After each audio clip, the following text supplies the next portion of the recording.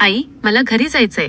चिमुकल्यांच्या अश्रूंनी पालकही भावूक. 2 ते 2.5 महिन्यांच्या उन्हाळी सुट्टीनंतर मंगळवारी वाशिम जिल्ह्यातील शाळा पुन्हा एकदा विद्यार्थ्यांच्या किलबिलाटाने गजबजून गेल्या आहेत.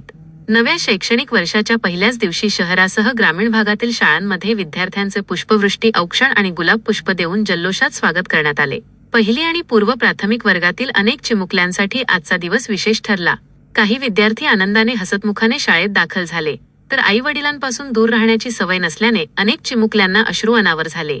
आई, मला घरी जायचंय, असे भावनिक उद्गार काढत असलेल्या चिमुकल्यांच्या अश्रूंनी पालकही भावूक. पालक आणि शिक्षकांनी प्रेमाने त्यांची समजूत काढल्याचे चित्र अनेक शाळांमध्ये पाहायला मिळाले.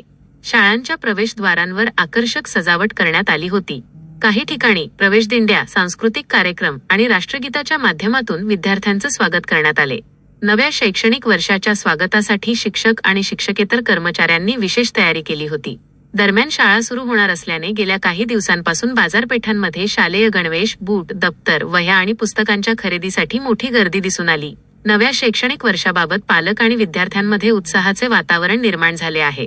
एकूणच जिल्हाभरात शाळा प्रवेशोत्सव उत्साहात पार पडला असून विद्यार्थ्यांच्या किलबिलाटाने शाळांना पुन्हा एकदा चैतन्य प्राप्त झाले आहे.